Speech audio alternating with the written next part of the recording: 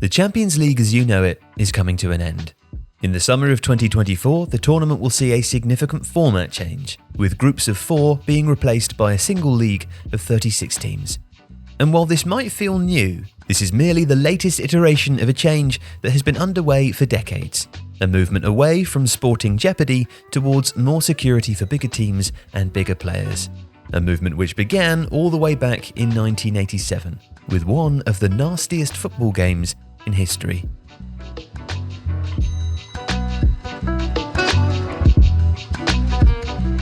In the autumn of 1987, the Champions League was known simply as the European Cup. From round 1 onwards, it was a straight 2-legged knockout competition, with matches played at home and away. That season, Diego Maradona's Napoli were drawn against Real Madrid.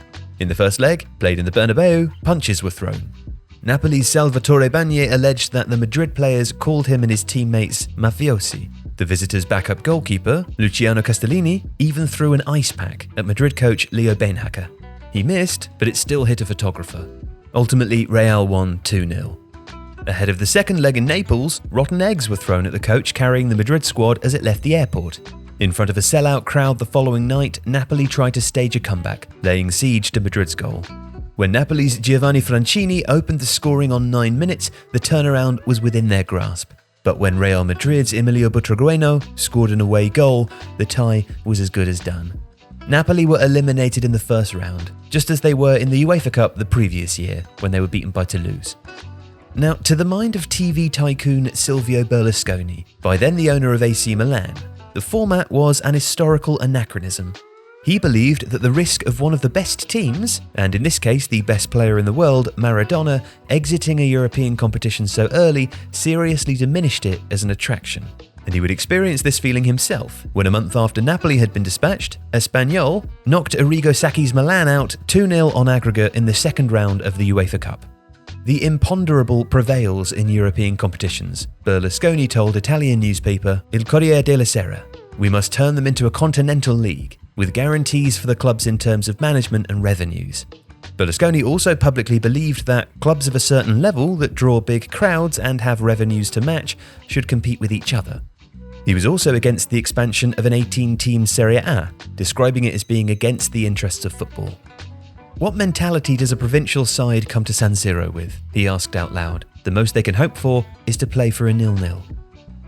The language of 1988 echoes that of the 2021 Super League, and reminds us that Berlusconi was a visionary not only in populism and the use of TV and football as a political vehicle to create a voter base and winning brand. He recognised the business potential within football as well.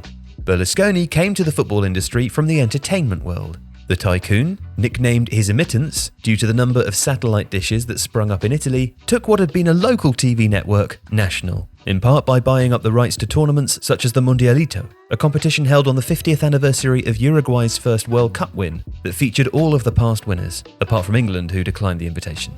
Berlusconi later turned an international affair into a club competition held in Milan on 3 occasions, which featured Italy's Big Three and an inconsistent mix of South America's finest, plus whoever had won the European Cup. In many respects, it foreshadowed the Club World Cup. Now, this regulation-bending endeavour was all preparation for breaking the monopoly of Italy's state broadcaster, RAI, and using live sport to start the pay TV revolution that made Serie A ahead of the curve and filthy rich, helping fund the league's golden years through the 1990s and early mid-2000s. All of a sudden, Italian teams, including Berlusconi's, stopped going out in the first and second rounds and started winning UEFA competitions. But Milan lifting the European Cup in back-to-back seasons did not change Berlusconi's opinion that the spectacle could be better and more lucrative. Umberto Gandini, one of Milan's executives at the time, recalled, "In 1988, Berlusconi, who had a great relationship with Mendoza at Real Madrid, was already talking about a maxi competition.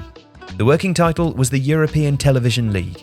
Advertising agency Saatchi & Saatchi was drafted in on the project, and when word of it got out, UEFA was forced into concessions to ensure the European Cup retained its status as the pinnacle of the club game on the continent."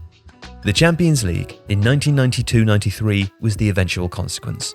The group stage concept was introduced, the competition was expanded, more games meant more money could be charged to broadcasters, and all of a sudden, finishing in the top 4 of domestic leagues began to become important.